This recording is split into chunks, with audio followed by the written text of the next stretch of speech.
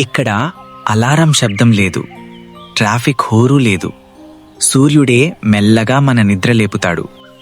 పల్లెటూరు అంటే ఒక ఊరు కాదు, అది మనసుకు దొరికే ప్రశాంతత. ప్రతి ఇంటి ముంగిట ముగ్గులు, కళ్ళాపి చల్లిన నేల. ఈ వాసనల్లోనే మన సంస్కృతి దాగుంది. పొయ్యిమీద మరుగుతున్న పాల శబ్దం, అదే పల్లెటూరి ఉదయానికి సంగీతం.